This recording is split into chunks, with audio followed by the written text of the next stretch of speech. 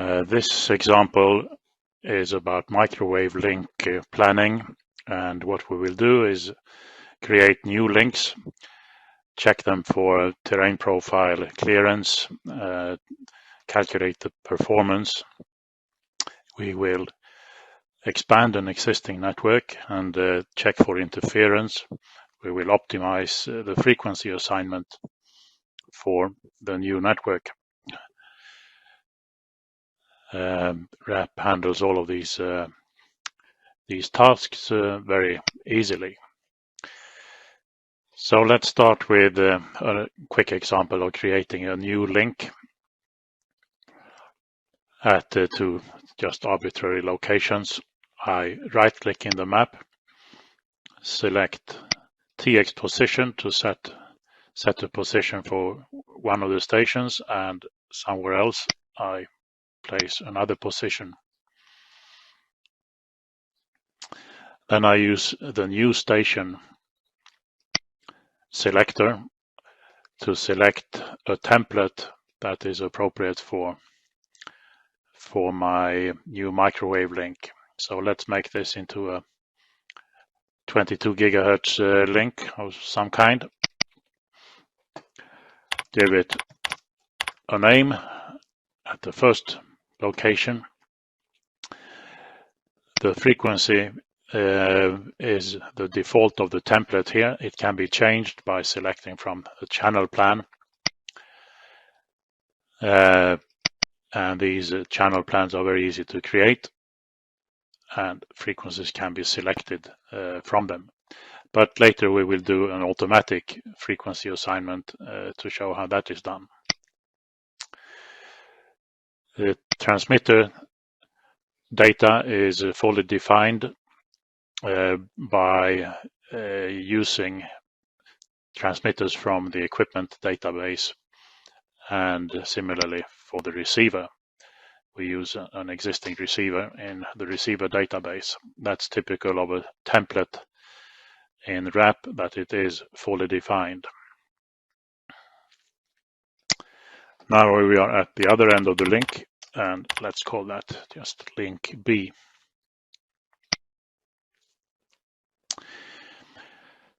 The two stations are displayed in the map with a line in between them. When I double-click on that line, it will show the terrain profile between them, between the two stations. And here we can see that we have some vegetation, forest obstructing at both ends of the link, and that may give quite poor performance. So first, just we'll check what the performance is. I can right-click on the link, calculate link performance, and we can see here a flat fading margin of 6 dB, which is insufficient for a high-quality link. So this is not a good solution.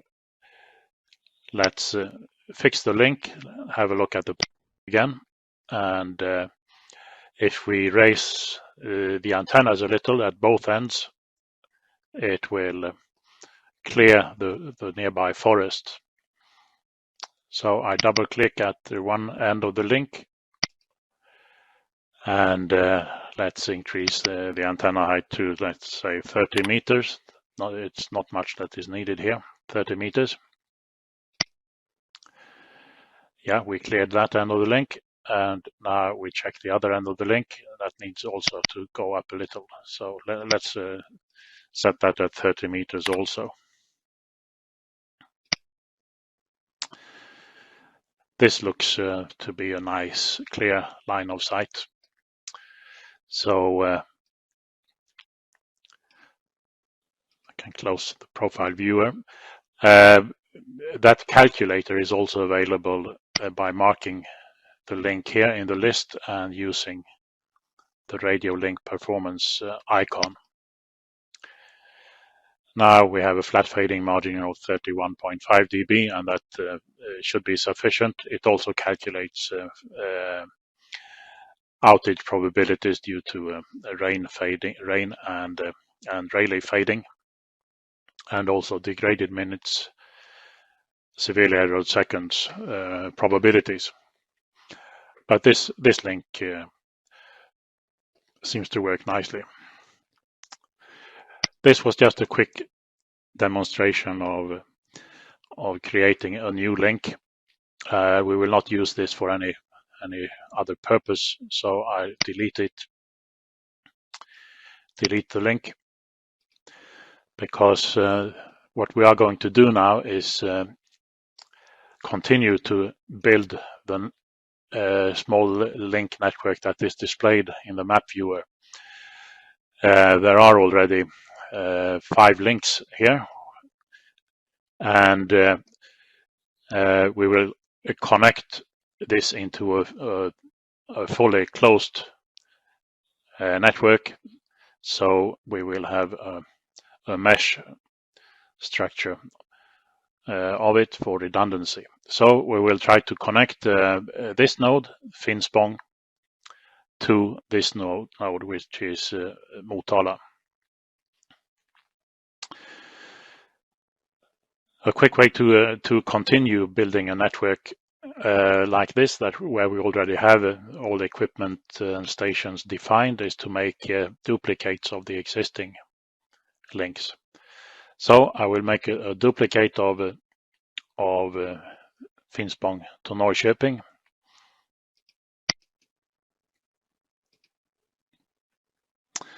Now the copy of Finspång to Norrköping is still at that location, and copy of Norrköping is at Norrköping, but we are going to move one of them to Motala. So I just use this little function set as tx on Motala, and then move the Norrköping end of the duplicate to that location. So move to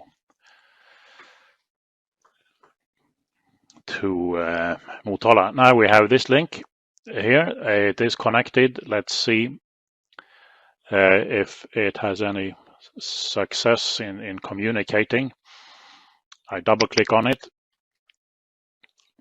and it can be clearly seen here that this will not be possible. It is too much obstruction, so this is not a good link. It is a fairly long link, also over 50 kilometers, so we should place a relay site somewhere in between.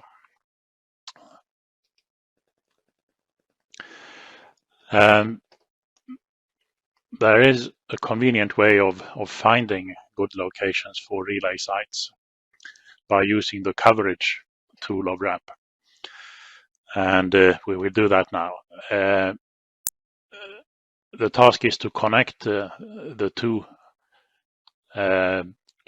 link sites with each other through a relay point, and a good relay point should have visibility to both of the other sites. So I calculate from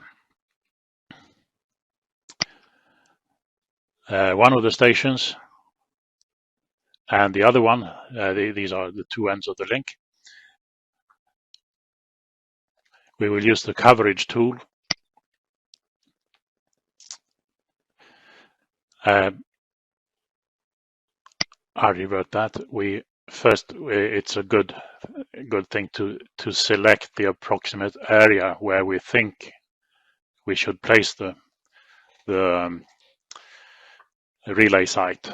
So within this circle, there is quite a high probability that we will be able to find a good location. Now I start the coverage tool.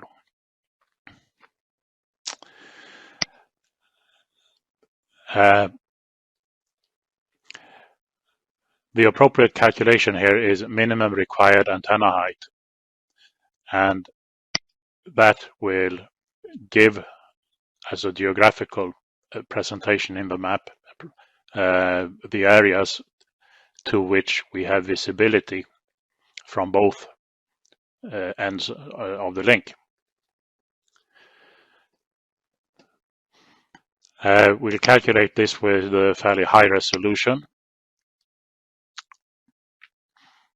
in order to make use of the resolution available in the terrain database. And I press calculate.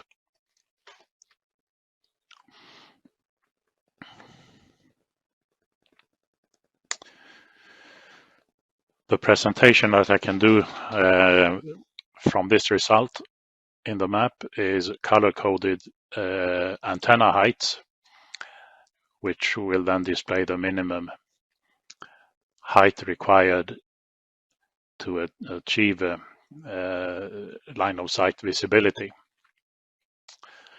This is a 4 GHz link, and at 4 GHz it's not necessary to have full first Fresnel zone clearance, so I just put a requirement of 0% clearance, which means direct line of sight. Okay, here is the result.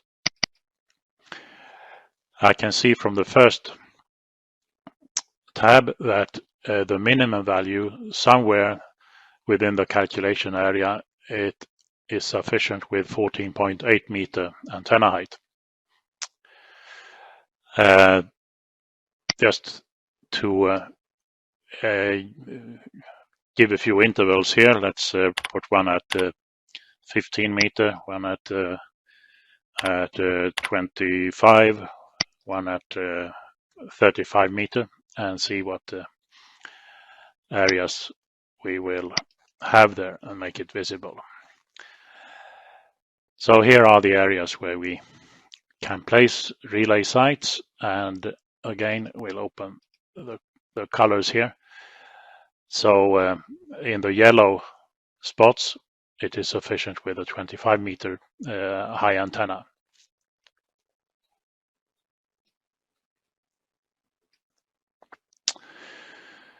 We will continue, and now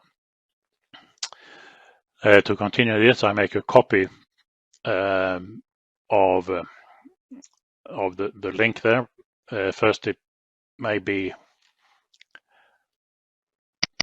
good to rename this. The name of this right now is Finspång to Motala, because it goes straight there, and this is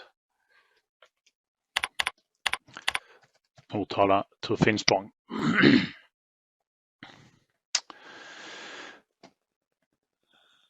Let's make a copy of this again, or a duplicate. There we are. That's the copy.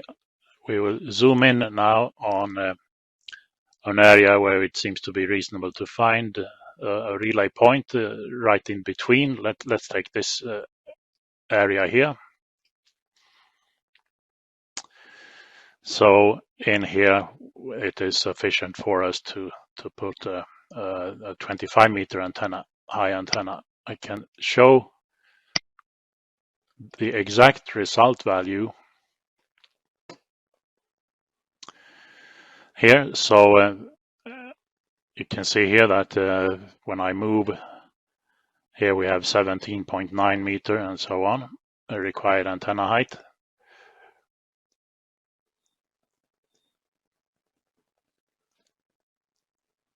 $18 meters or something.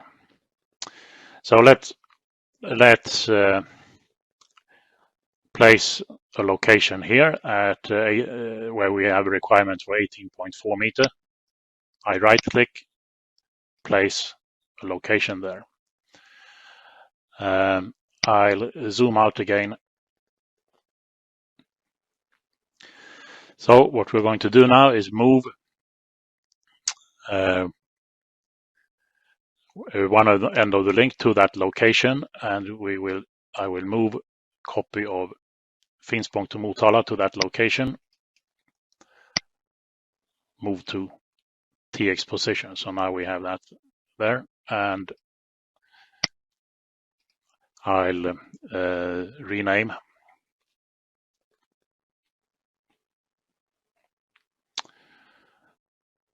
And this is then copy of Finspång to Motala. It is this one, so this is now instead relay to Motala. Let's see what antenna height we have. 24 meter, yeah, that's okay. So we stick with that, relay to Motala, and this one is then Motala to relay.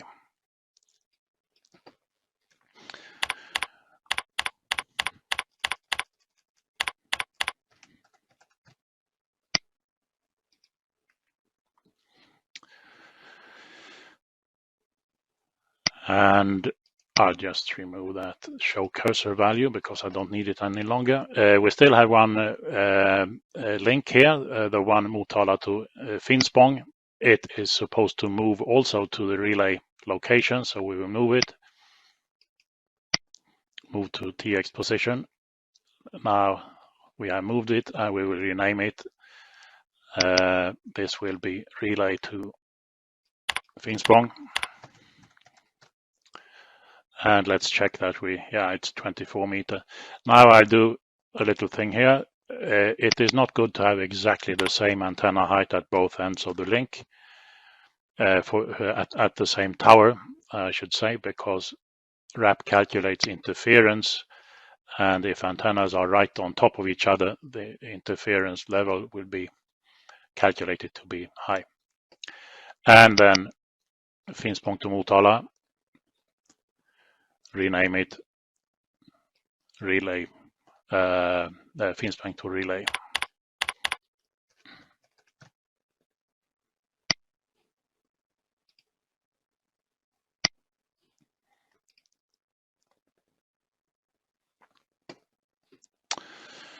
Okay, I can remove now the area circle. So let's check what the terrain profiles look like. That's a nice terrain profile. And this one is also okay. It's at 4 gigahertz, so there will be no problem in some obstructions into the lower half of the Fresnel zone.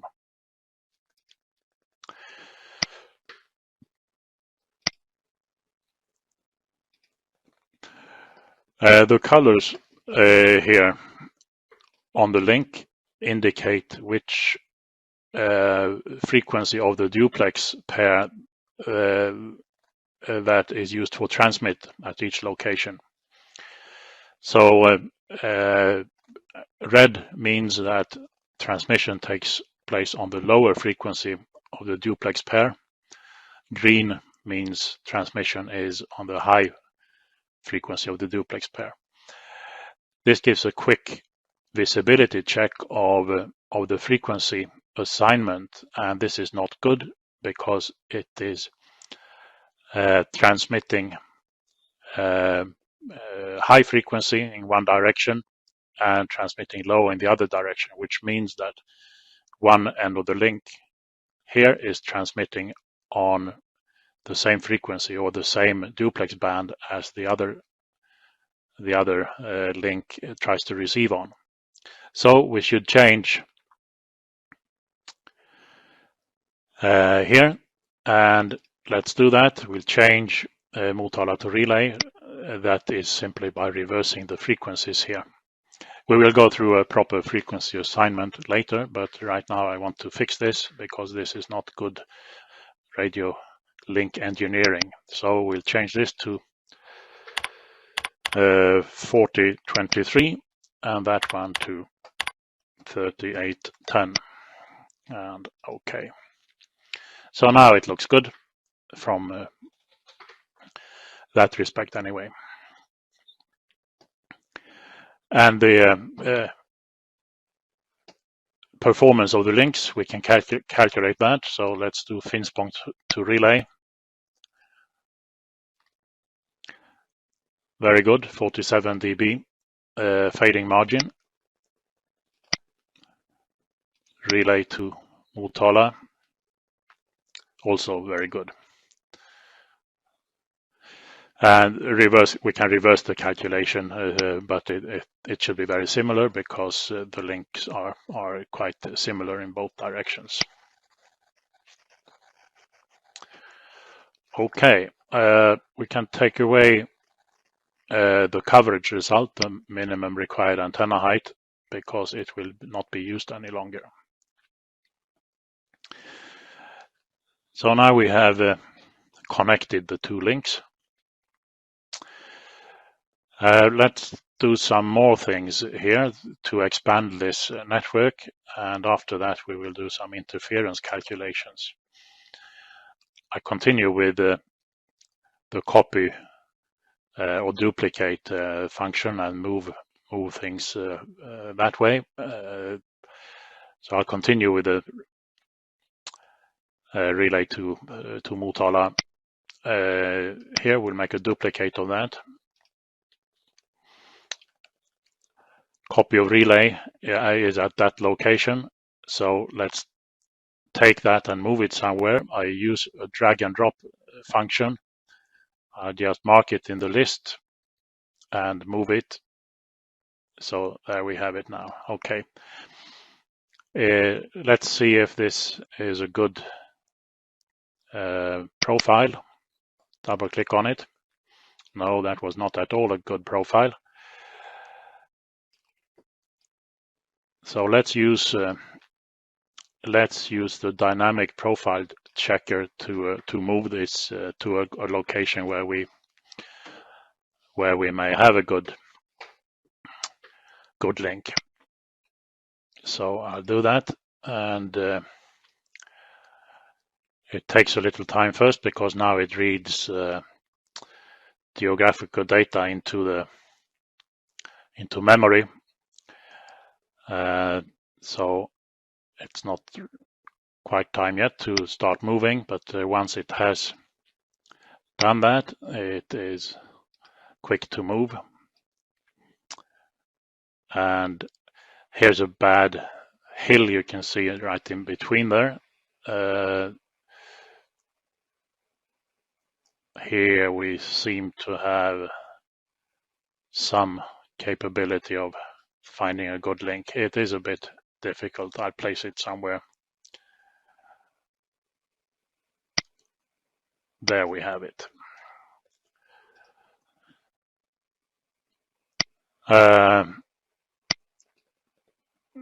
Okay, move to TX position. Oh, undo last move. That was an error of mine. I have to undo last move.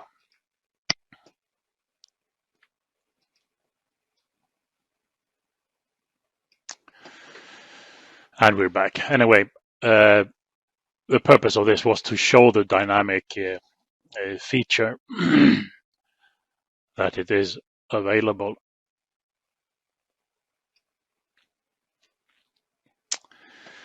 I need a little higher antenna height there, so let's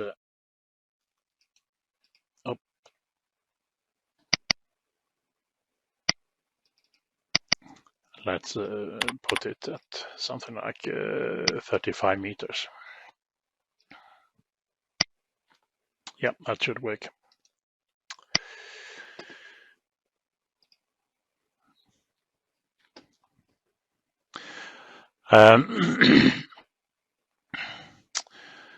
Okay, it's quick and easy to continue building these microwaves. Another copy, duplicate, copy of relay, copy of Motala. So let's move this somewhere like that.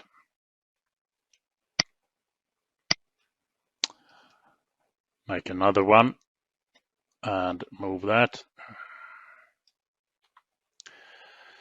So it is possible to build all kinds of strange network structures in a very quick way if desired. I remove that one again.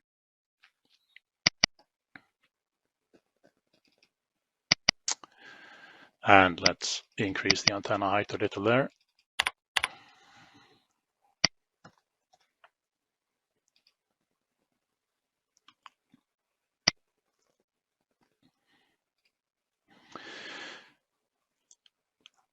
Okay, and originally the network of the 5 first links, they were okay. They had been checked for interference and frequency assignment, but now we are in a bit of we are a bit lost here with all the new links, so we need to check for the frequency assignment and interference. I take this station, for instance. I use the interference tool, check for interference, calculate, and it calculates an interference towards all the other stations. The transmitter of this link is checked, and also its receiver is checked for interference to from all the others. And it has a lot of interference. As interfered, it's minus 30 dB of interference. The worst one is copy of relay to Motala, so there's a lot of interference going on. Now we will fix this in automatic ways with frequency assignment, but first, as I mentioned, okay, we have too many stations here, which seems to we have duplicates. So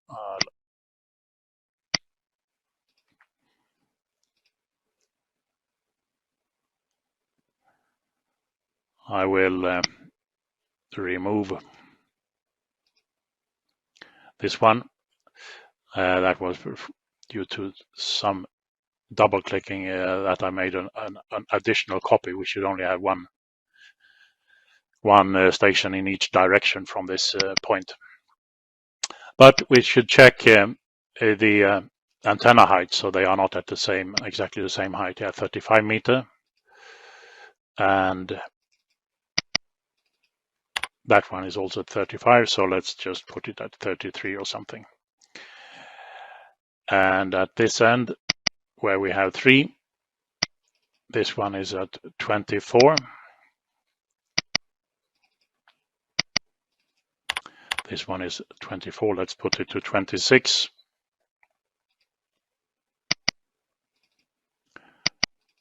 That one is 24. Let's put it at 22.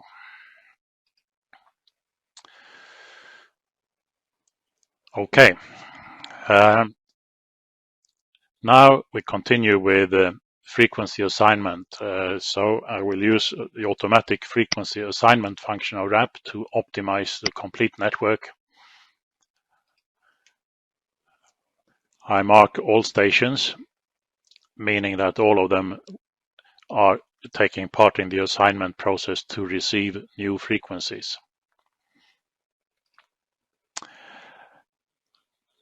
The frequency assignment tool works on using a channel plan. So we select a suitable channel plan. This is a 4 gigahertz link, and this one is suitable. It is prepared for this demonstration. Okay. We calculate. I don't need to make any settings here because this is all suitable for the microwave link in question.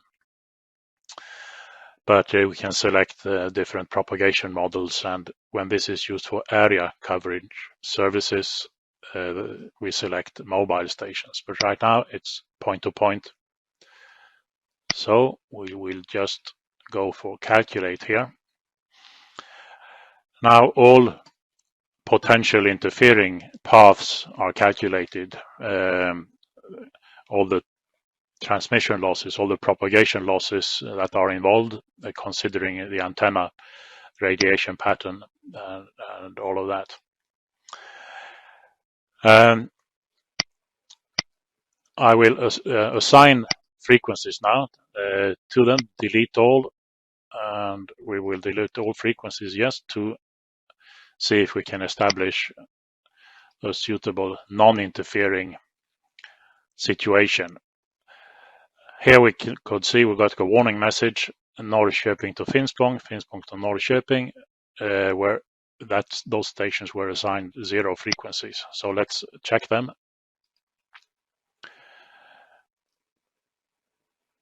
This one, and the margin diagram here shows the amount of interference at the lowest end. We have a signal to interference ratio of a little over 17 dB.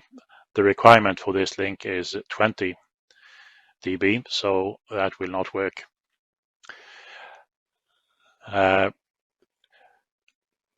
Let's check what can be wrong with it, because there is probably something. So I'll close the frequency assignment program and check Norrköping to Finspång. We will not save the assignment Norrköping to Finspång. Well, we can do it here. And it is probably the antenna matter. This one is 24 meters. That one is at 24 meters also. So let's change that to 26 meters. And let's check the other end also, but I think that one is already taken care of, and that's 24 meters.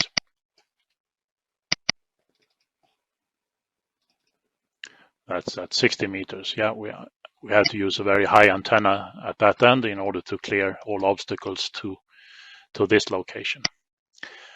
Now, the frequency assignment again, and all the settings have been done, so we just calculate.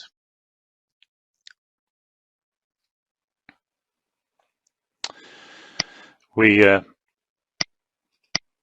take away the frequencies again, delete all, and do the assignment. And now it worked nicely. We can scroll through the list of frequencies here to see the assignment. Yeah, everything actually works on one frequency, a single frequency, and that is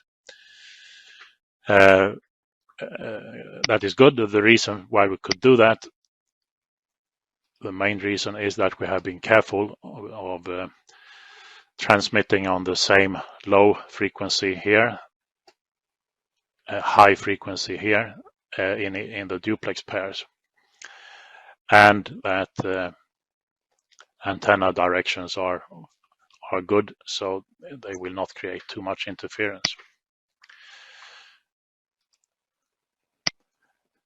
The interference check can be made, but actually this has already been done inherently in the frequency assignment program, so we should not be able to find any interference.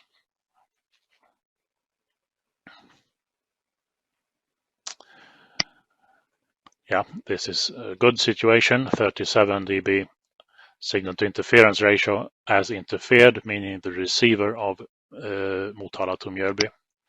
As interferer, it is similarly good, so it does not give any bad interference. So that's okay. So RAP combines all features that are required for microwave link planning. In particular, the coverage calculations are very useful, even to support point-to-point planning when doing the relay point search and find the good locations where to place link stations in an extended network.